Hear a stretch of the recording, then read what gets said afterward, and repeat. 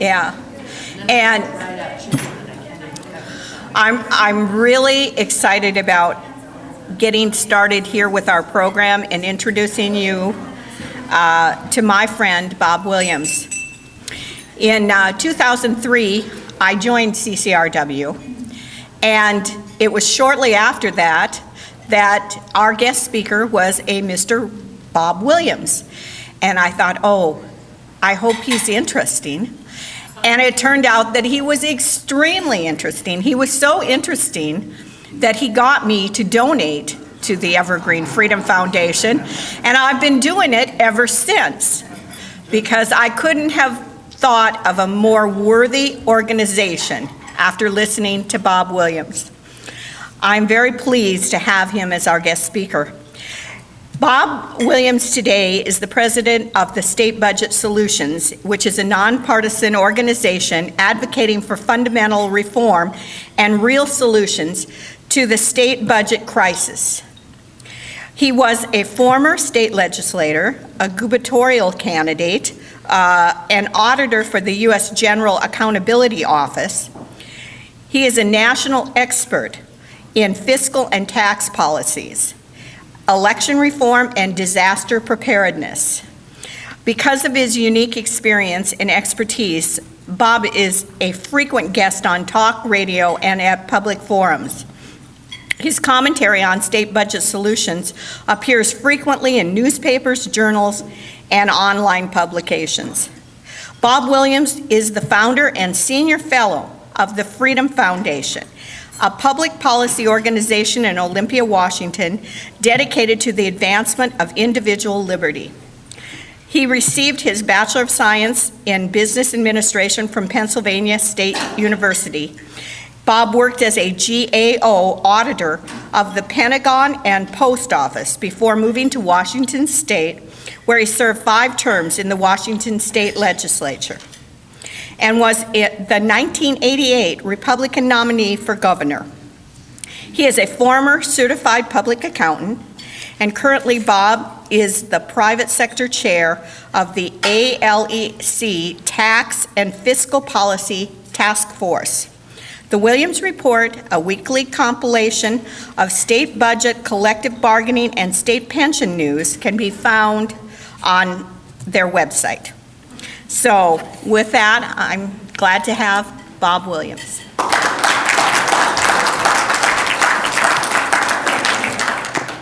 Thank you, and it's great to be here tonight. I'd like to introduce Vicki first. Most of you know Vicki Kraft, but Vicki is working for the Freedom Foundation now as a senior development associate, and she'll gladly take your money or contacts.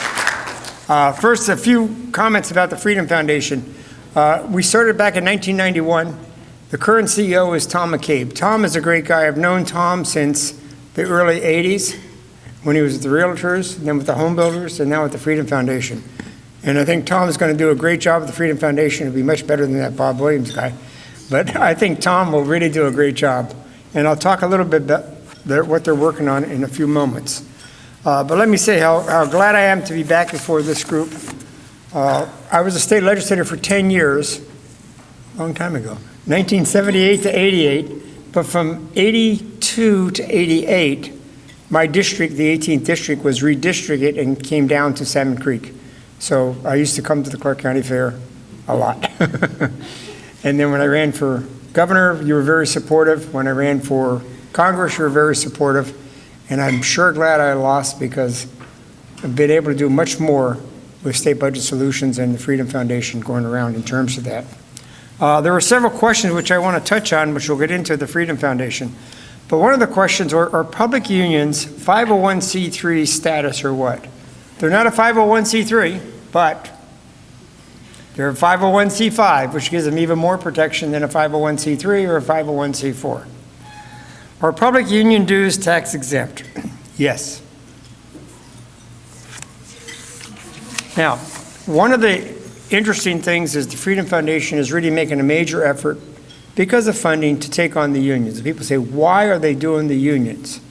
And I'm going to give you a little history of what's happening with the union thing. The Freedom Foundation, back when I was in charge of the Freedom Foundation, we had a few teachers come and protest because they had quit the union. and they wanted their dues back, and they couldn't get their dues back. And so we talked to the teachers and found out what happened, and that is normally the Washington Education Association in the summer when teachers aren't there gives them a 2-week window to quit the union. But if you quit the union, you still have to pay union dues. Unless you quit the union and say, I'm an objector, who knows that? So we filed a lawsuit that went to the state Supreme Court, and the state Supreme Court ruled against us because they said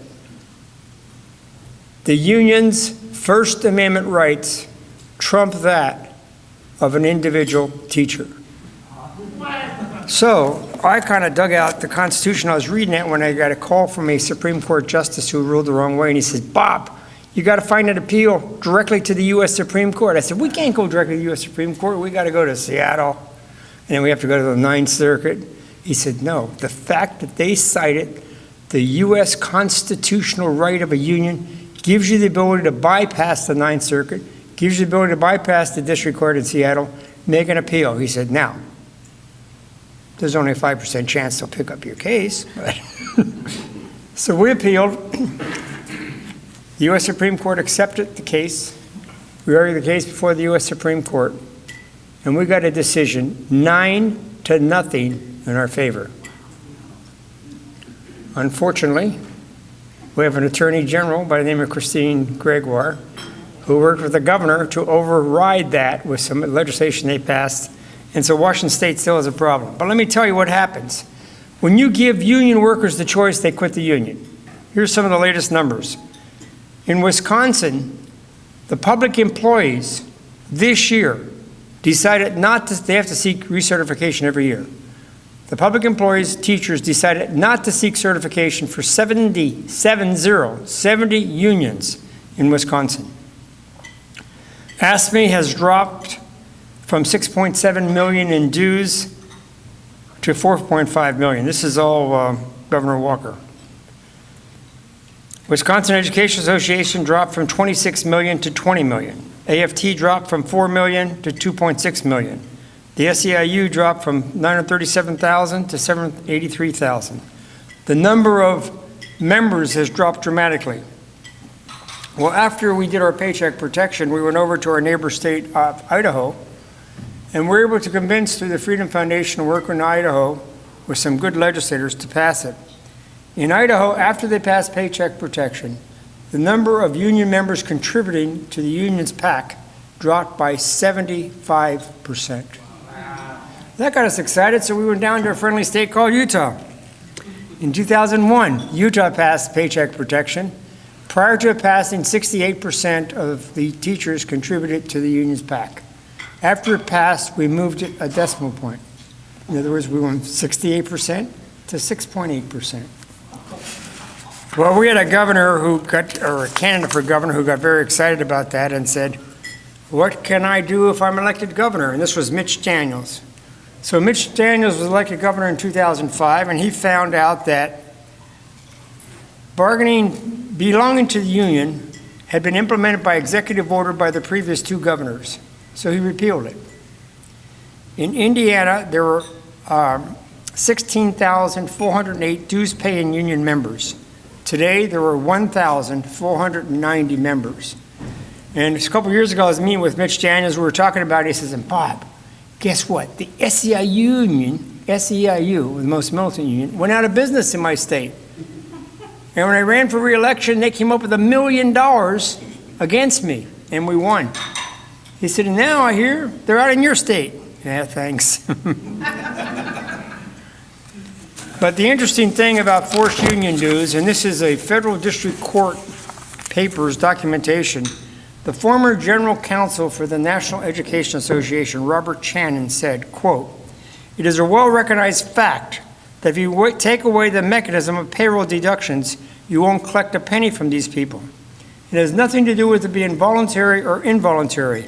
It has to do with the nature of the beast. The nature of the beast. And the beast, who are our teachers, simply will not come up with the money regardless of the purpose. So they know that if it's mandatory, they get the money. If it's voluntary, they won't get the money. In Michigan, as some of you know, they passed right to work a year ago, and that applies to public and private sector. The number of union members in Michigan has fallen to 14.5%.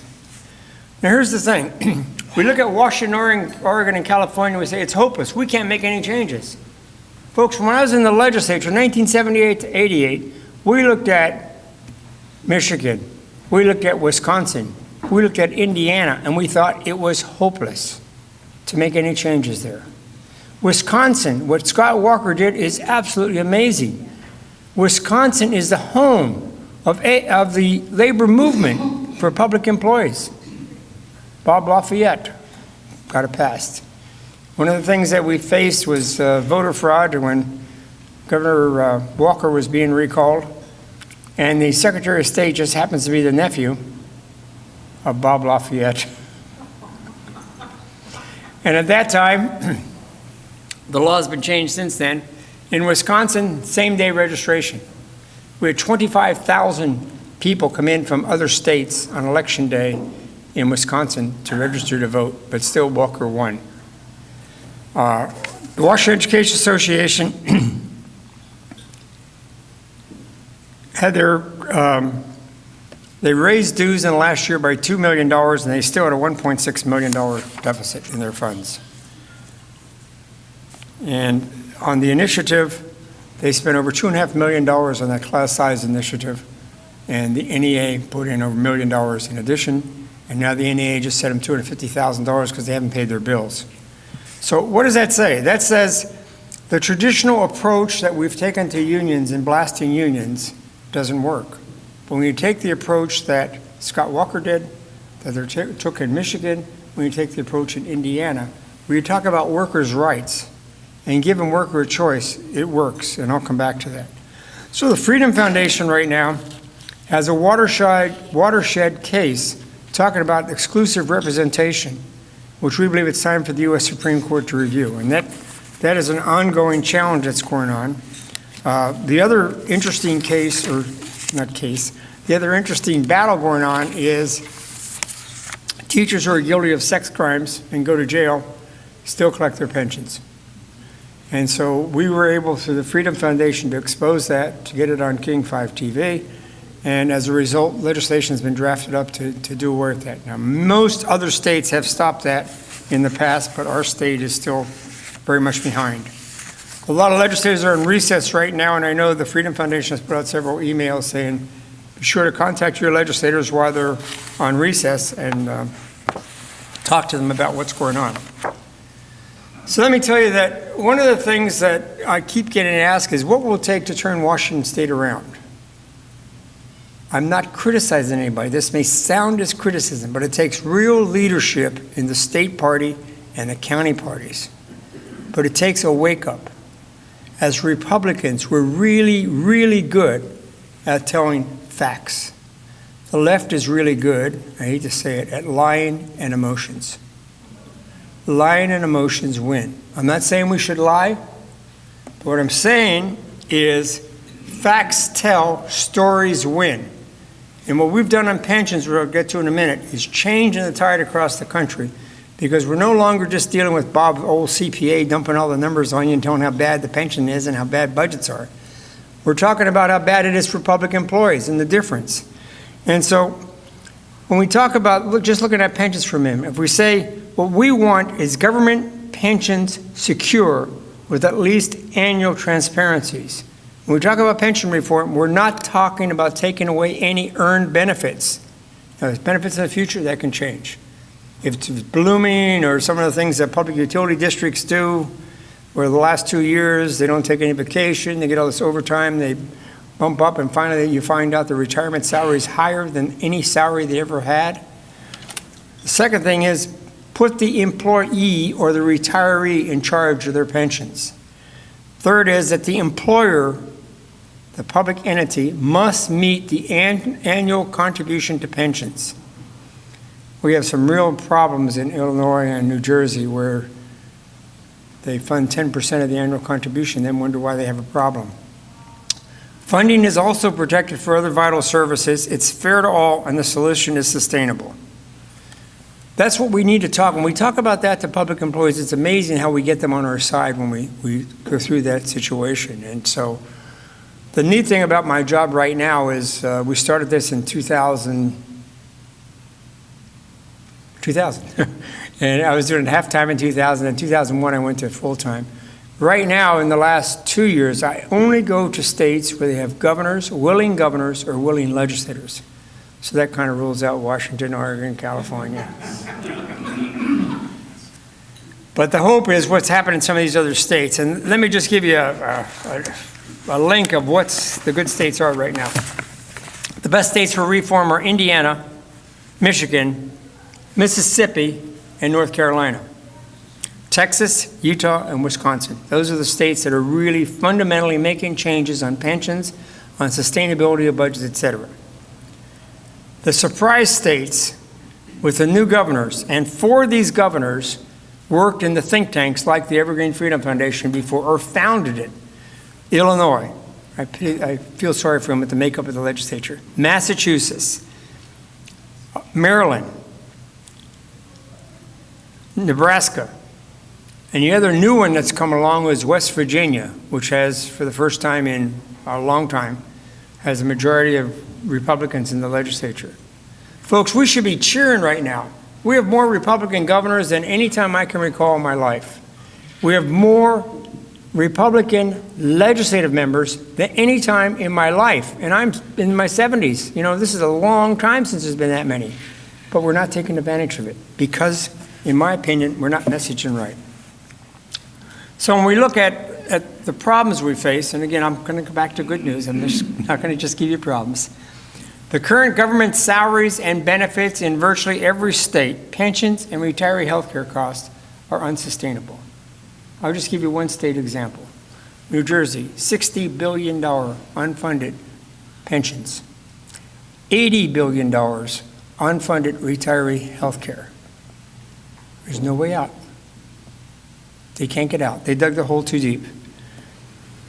Most legislators don't understand pensions, and they don't understand, like 3 years ago, Washington State was in a little budget crunch. So one of the ways they solved the budget was the few legislators on the pension committee agreed to change the life expectancy. So they assumed state employees would work for the state longer, and then when they retired, they die in the first year. Well, That works real well.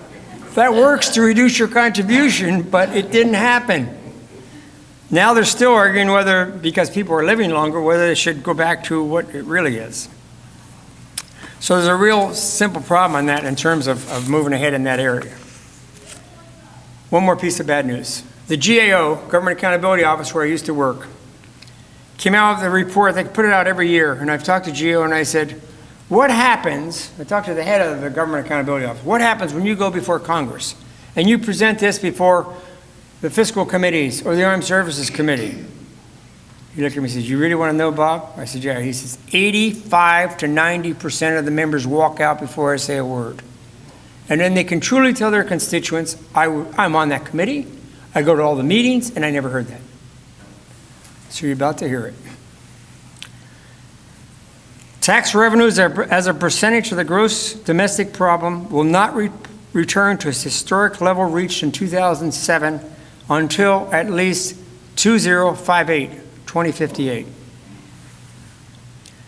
The GAO estimates that legislators and governors need to take action to increase revenues or cut expenditures by at least, lost the page, 18% and maintain that through 2060. Sure, as I just said, that state spending in every state's out of control. You got to cut spending or raise taxes equivalent to 18% and maintain that through 2060. At the time that Medicaid is expanding, at the time pensions are expanding, at the time retiree health care is expanding, it's a real wake-up call. So what we've done is we've worked through the State Policy Network, which are think tanks all around the country, and I'm very active in the American Legislative Exchange Council, which are conservative legislators throughout the country, and we're really working on messaging.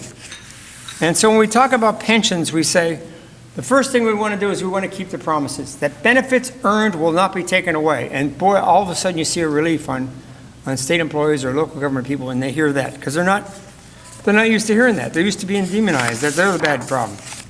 Second, we're going to keep our community safe and strong.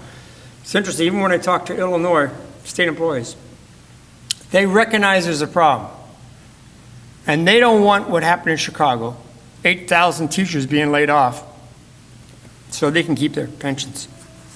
So they want a system that will maintain their pensions, to keep the community safe and strong. And then the one that they really cheer, keep politicians out of retirement. Now imagine, if you could, that we had a pension system in Washington State that did that for public employees. It'd be great. Annual transparency.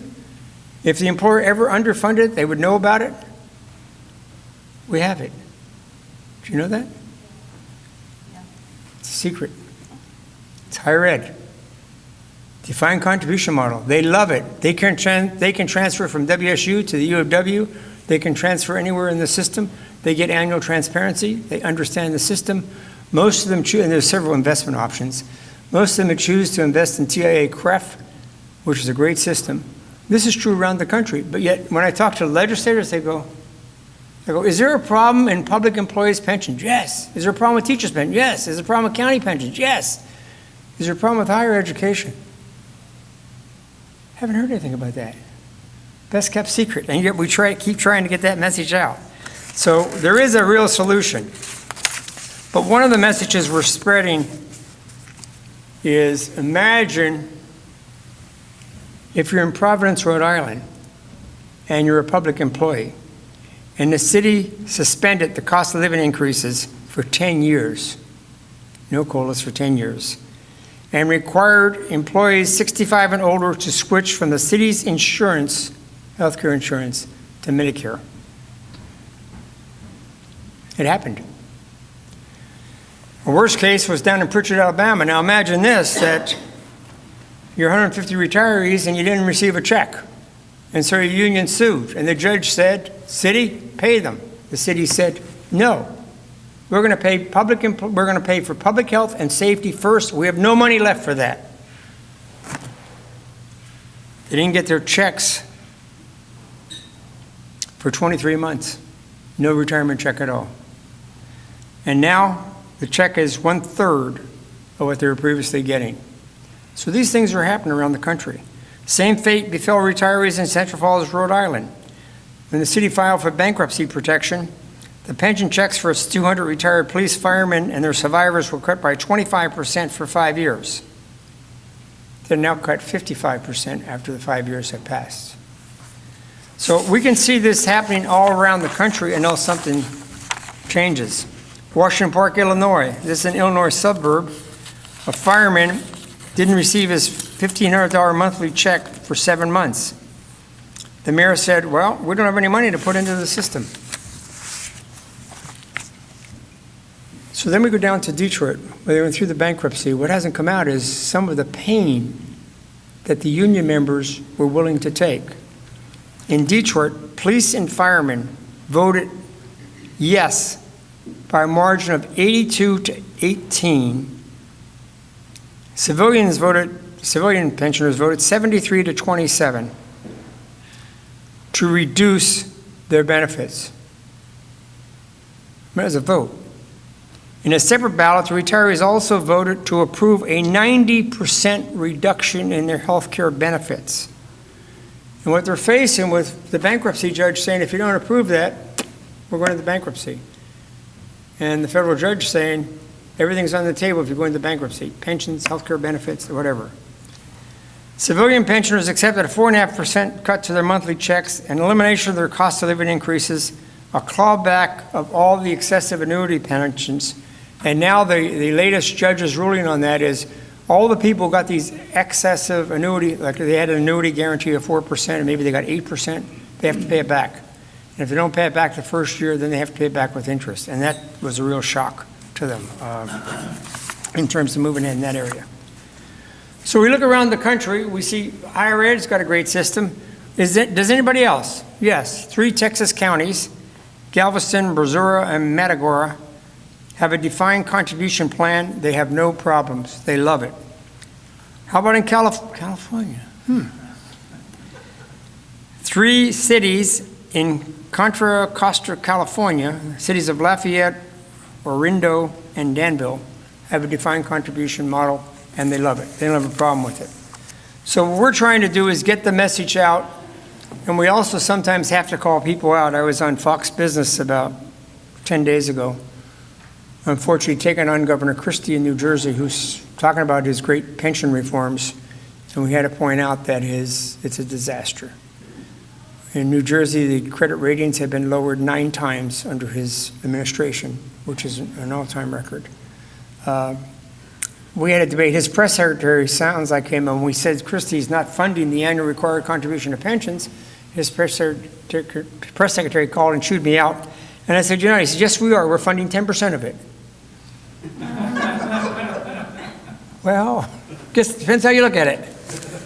But it's really a serious problem when you look at it in terms of that. So on pensions, we're able to work with Republicans and Democrat legislators and some Democrat governors to really restructure pensions to make sure it's going to be there for the employees.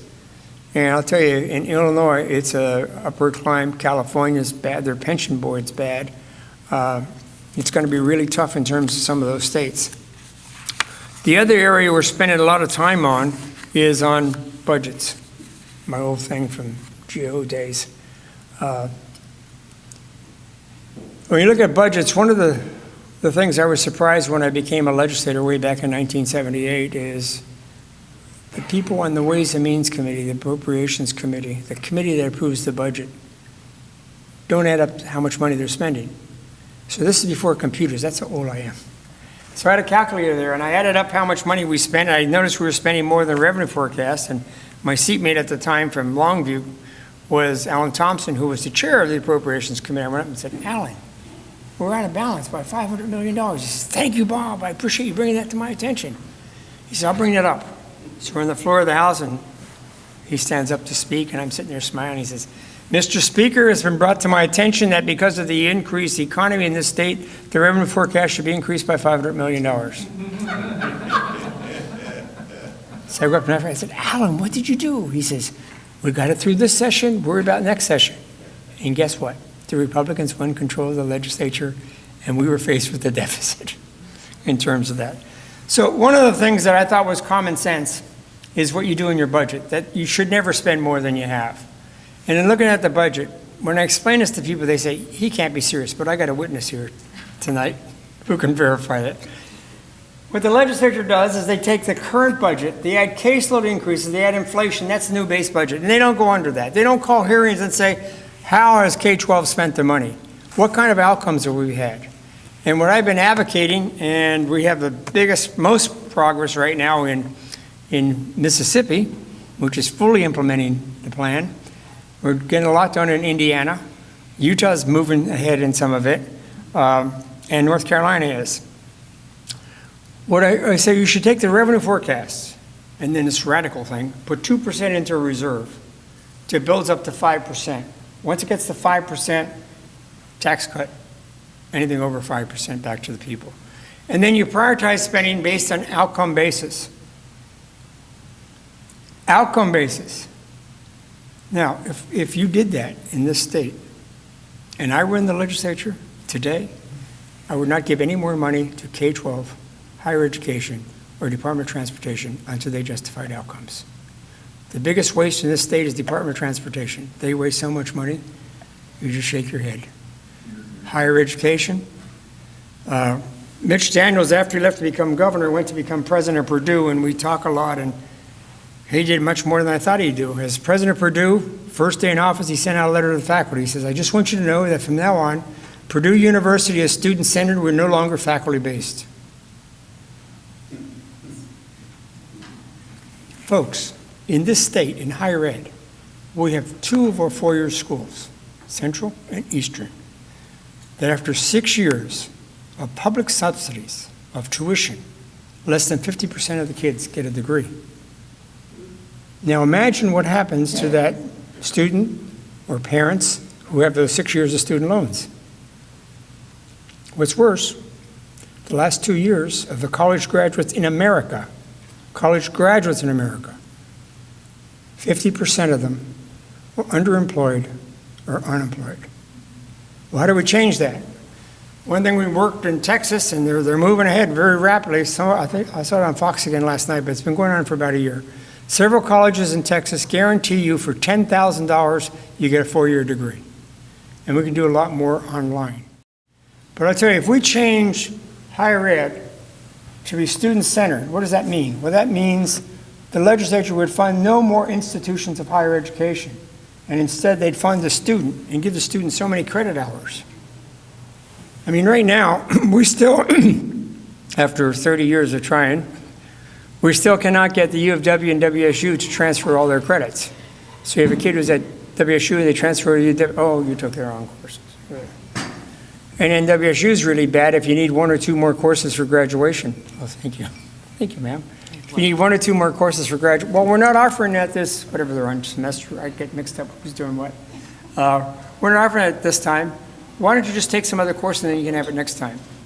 If you make it student-centered, it will work. Plus, we can use so much more in online. Higher ed, K-12, it's a disaster. People think their schools are good. We're going down compared to the rest of the world. Again, if you do it on an outcome basis and get rid of some of these other things, I would eliminate the blob in education. What's the blob? The superintendent's boneyard, the education service districts, the SPI, et cetera. If I were a legislator, I'd fund the money directly down to the school district level and allow the school district to buy the support services they need and hold them accountable for results. And I do like Indiana did. Outside every school is a letter grade for how well that school is performing. And it works. Transportation, I guess I probably should let Tom talk. Could be here all night about the waste of transportation, how little money goes into road construction versus bicycles versus environmental impact statements versus planning for environmental impact statements versus planning versus this other planning versus this other thing. And I still remember when Weyerhaeuser was able to put in the freeway off-ramp up at DuPont in record time, and I talked to DOT several times. They said, why can't you do that? Well, we have to go through the process. It would take us 8 years to come up with a plan. But the best example was I was a legislator who represented the area most impacted by Mount St. Helens. And we lost a bridge going up Spirit Lake Highway. So we had a meeting with Governor Ray. Governor Ray and I used to fight, but we sure got along great. Governor Ray and the other, Alan Thompson and Senator Don Talley, Corps of Engineers, Department of Transportation, the State Patrol, et cetera. So, and Governor Ray says to the Department of Transportation, well, how long will it take you to put the bridge back in? Well, we have to plan, and we have to do all these other things. A year to 18 months. We'll say 18 months at the maximum. She said, isn't there any other way we can do it faster? Colonel from the Corps of Engineers said, Governor, we have a solution. She said, what is it? Could you please get everybody out of the room except the state legislators and state patrol? Everybody left the room. He said, Governor, we're the Corps of Engineers. We have combat engineers. We can put it up in 72 hours. She says, what do you need? He says, I need the state patrol to block the highway so no one can get in. I need the legislators to see what we're doing so they know in the future. They got it done in less than 72 hours. But when I watched it, I said, I know where the state patrol's here. They need a gravel. You know where they got the gravel? In the riverbed. He said, this is an emergency. And everything was okay. But there's so much waste in those areas, and you go right down to government. I remember Brian Sontag, the former state auditor, had a discussion, and we were on David Bowe's radio show. And Bowe said, Bob, how much could you cut out of the budget if you had the ability to do a strong performance audit? I said, at least 10%. He said, Mr. Sontag, what do you say? He says, I agree with Bob. 10% out of the budget, just by doing that. But if you do the outcome-based budget.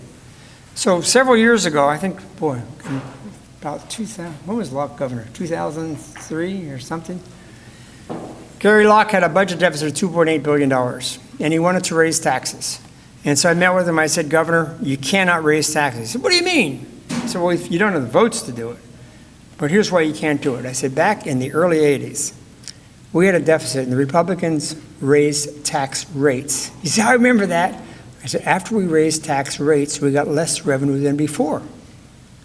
He said, yeah, I remember that. And I said, and we were thrown out of power. Oh, that was good. I said, well, 10 years later, you were the chairman of the Appropriations Committee. Mike Lowry was the governor. You did the same thing.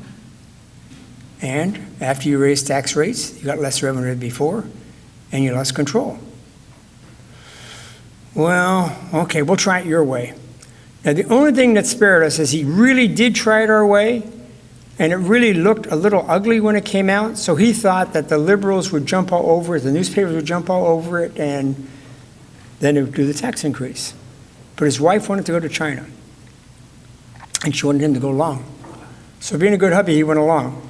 So we had a major campaign from the Freedom Foundation. We went around to every editorial board in the state, and I got all this praise for Governor Locke and his plan and everything else. And we worked with the EWB and got all these other groups in there. And he came back, and what happened? Everybody was in favor of it. So he went along with it. But what they did is they focused on outcomes. Now, the difference is we had a governor who was actively involved in the beginning. Once he left, they still thought he was involved. But what they required is every agency had to have a mission statement. And we got that through with Governor Lowry before that. So every agency had to have a mission statement. And then every agency had to come up with a budget on outcome into one of 10 core functions of government. So they took all of government, had to be one of 10 core functions. And then they had to list 1/3 of the programs high priority, 1/3 medium, and 1/3 low. When we got the list, the low priorities were the high priorities. And the high priorities were jokes. So we got the governor to change that around and really do a realistic one. And then they had brought in the private sector along with state agency officials in 10 work groups to look at the core functions. And I was in the one on healthcare, which was really interesting. So we sat around, and for the first almost half a day, all the agency people, and we had 10 healthcare-related agencies then. I don't know why we needed so many. But they sat around discussing, how can we get more revenue if we can't raise taxes, we can't raise fees? Could we have an administrative surcharge? Could we do this? Could we do that? No, no, no, no. And the governor's rep there was really good. He says, you're not going to get any more revenue. Focus on outcomes. So one of the people from a health agency said, well, why don't we all put our mission statements on the wall? So we had 10 agency mission statements on the wall. He looked at them and it was unreal.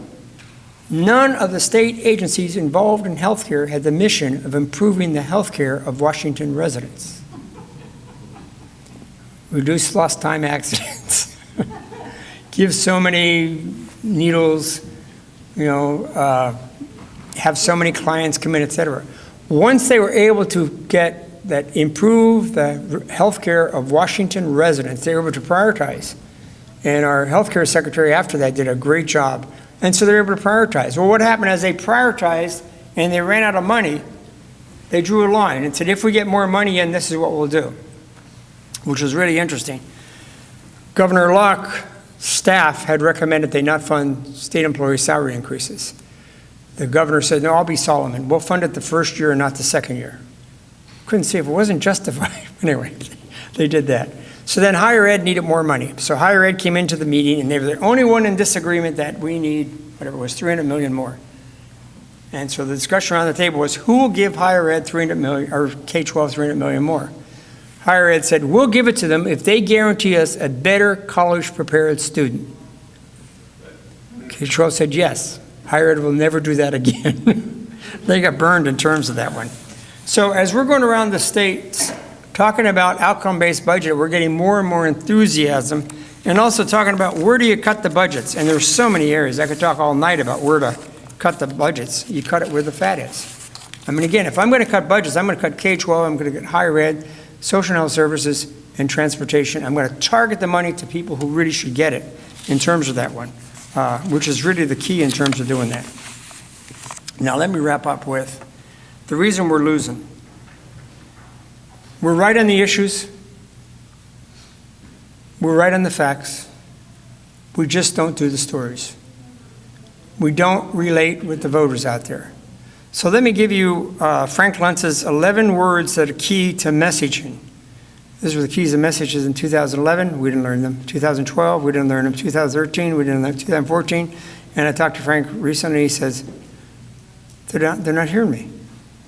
So the first is imagine. Now, Chris Christie does the best job of this. Almost every speech he says, imagine, imagine, imagine. But so when you talk to people and imagine, they sort of get an image of what you're talking about rather than just talking about the budget. Imagine that we had a pension system that protected public employees' earned benefits. Imagine that was fair to all.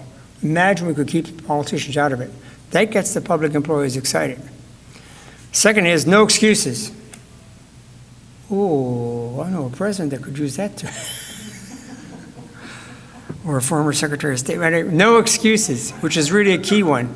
That's what the public wants to hear from elected officials. I get it. When they're having town halls and questions come in, the voters really want to hear from their elected officials. I get it. I understand the problem. If you remember one thing out of this is we have to tell stories. Uncompromised integrity. And I tell you, the voters really want integrity. And what they see in D.C. right now, they are so angry. They're angry with both parties. They believe there's no integrity in the leaders in Congress. And particularly when they see what the president's doing. The simple truth. Now, the Democrats use this term a lot, but it's not the simple truth. So you need a counter when it isn't. But the simple truth is we're unsustainable on our budgets. We need to do something right now. And the governor's budget is a simple joke. Believe in better. I believe there is a better way. There's a better way to do things. There's a better way to do things. Real time, particularly when you're talking to the youngers, they want real-time solutions. And that's what we're still not geared up, I think, as a party to be able to get our ideas out on cell phones, on earned media, on social media, et cetera. The Democrats are really gearing up to do that more and more. You decide. Voters want a decision. Let them be involved in the decision. And that's why it's interesting when the public employees have been able to vote on cutting their pensions, they voted to cut their pensions because they were given the facts. And that reminds me of a story of Utah when they were having their pension reform and the union stormed and protested in the Capitol, and this poor legislator who sponsored the bill, they had all these characters against him and went to his home and everything else. And then they ended up supporting it. And so I was at a conference of National Conference of State Legislators, which is a more liberal group, and I talked to this head of ASME there, State Employees Group, and I said, what made you decide to support pension reform? He said, one thing wrong with you guys, you conservatives and libertarians, you don't understand that when you give us the facts and we can't refute the facts, we're on your side.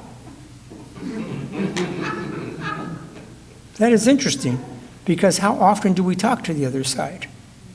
We might demagogue them, but we don't talk to the other side. Now, the fact of that was the governor of Utah called in the state employee group with the prime sponsor of the bill and said, here's how much money we have to save. I'm not bound to what he says, but you have to give me the equivalent amount, or I'm going to take it out of the payroll. They got it. They got the message. But let them be part of the solutions. Then you deserve. And I tell you, all the voters in the state deserve much better than the governance we've had in this state. Do you realize we haven't had a Republican governor since 1984?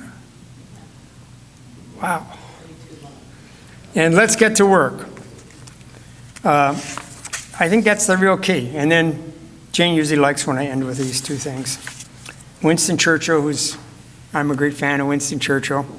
Never give in. Never give in. Never, never, never, never. In nothing great or small, large or petty, never give in except to convictions of honor and good sense. And then when we get discouraged, let us remember the immortal words of Thomas Paine.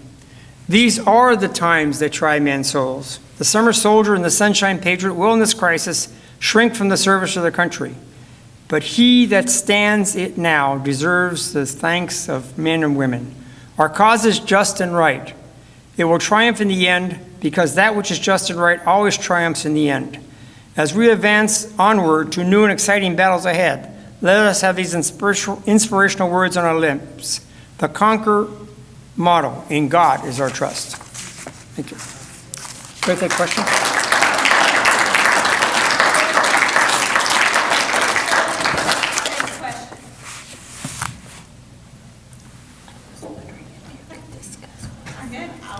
Oh, I forgot that. I forgot. Would you mind? Yes, I forgot. Okay, I'm going to first make him question. talk longer. Need another glass of water? Well, let's move these before they get wet. We're good, we're good. I'll get a towel. Yes, I guess I do. Thank you. Okay, the question was voter fraud, and I forgot that because it brings back two painful memories. Dino Rossi's first election was stolen. There's no question about it. And the Evergreen Freedom Foundation came up with enough evidence to show voter fraud. Separately, the Home Builders BIW came up with information to show voter fraud. I went back to Washington, D.C. and met with some top officials in the Justice Department. They looked at it. They thought we had a good thing, but they couldn't get anybody in the administration to do anything with it. But the situation in Washington State today is worse than before. John Fund, who helped me a lot on this and helped me when we were doing the Wisconsin recount, has published a book that says the tool of choice for stealing elections is vote by mail. But now they're trying to get a new one, and that is voting on the internet.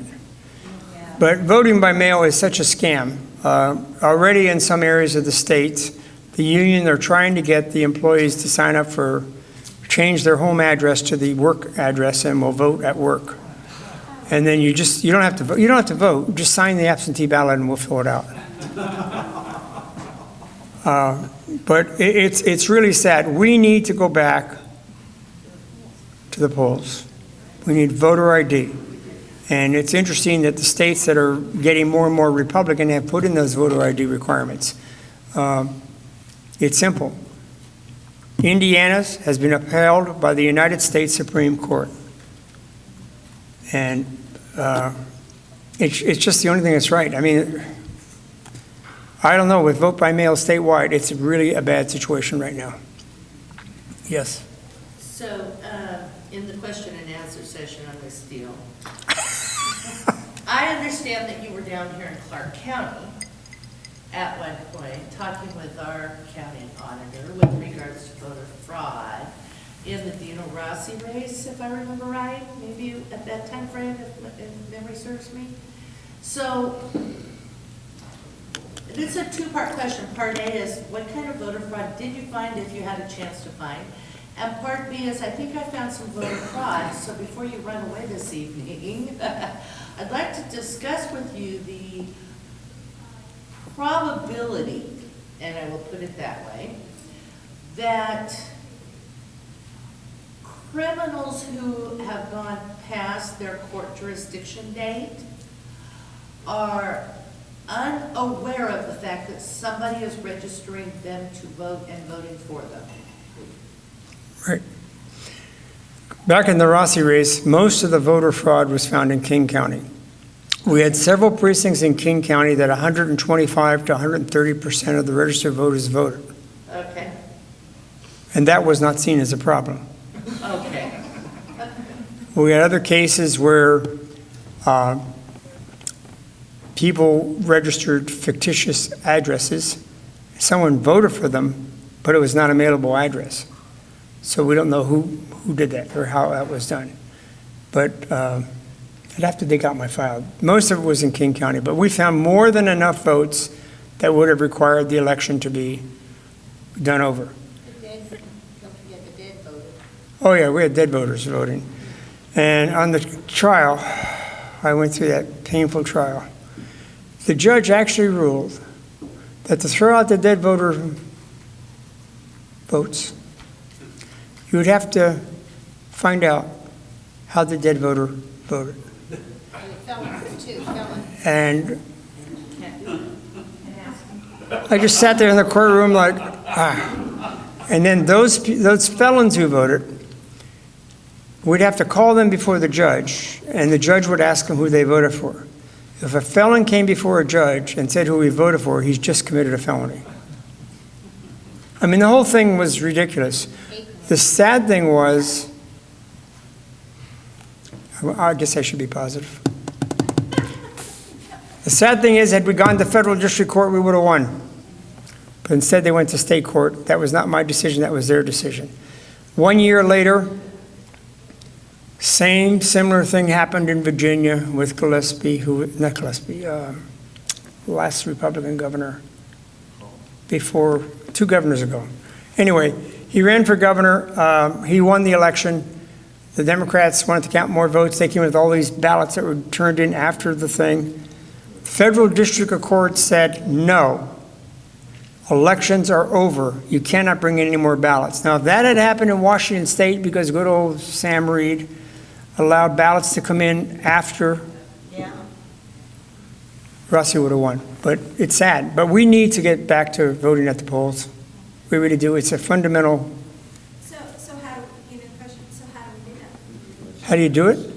Yeah, I mean, do we go to, is it something that we go to the state secretary to push for that? No, you'd get an initiative going. You need money. That's the only thing. You need money to run a statewide initiative. And a big initiative funder died, Mike Dunmeyer. I mean, I'll tell you one of the things that I run into. I work with getting out the Hispanic vote, and I run into lots of situations, not where people aren't eligible to vote, but where, you know, we have dirty politics on the other side that will, you know, intimidate voters. You know, you used to see that in the polls, but, you know, they'll intimidate, you know, and scare them and tell them, you know, you need to vote this way because if you don't, you know, all this is going to happen. There's even been discussion, I haven't, you know, gone and had conversations with people, but even people being bribed, you know, and saying, hey, you know, we will, you know, pay you if you know, vote.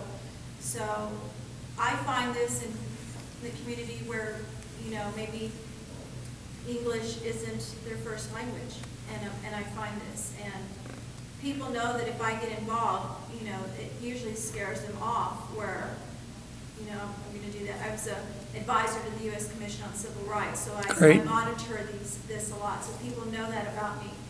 But, you know, I'm from Texas, and, you know, this, until I moved here, you know, I didn't know that we did this mail-in ballot, but it is a huge issue, and I agree. I think we need to go back to it because I think there's a lot of things that happen, and we don't There hear are. about it.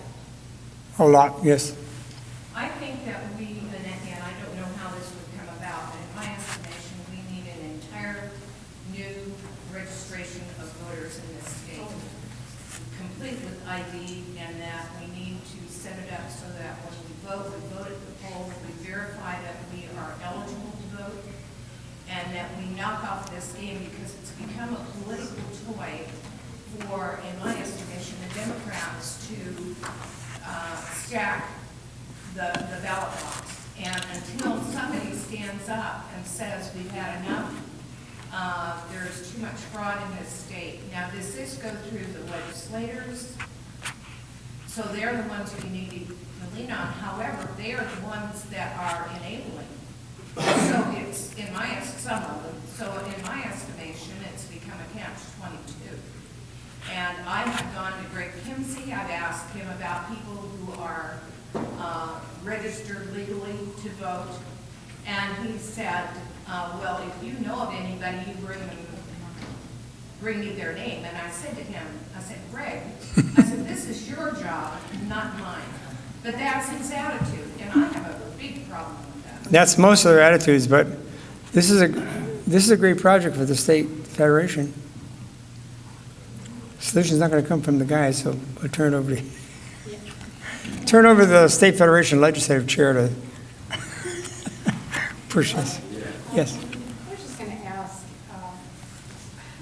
how do you practically change the practice at the state level, of the state agencies, to get them to stop spending their entire budgets before the end of a fiscal year so that they can then have justification to get more budget next year, because you and I know there's a tremendous amount of waste that happens just to get things spent.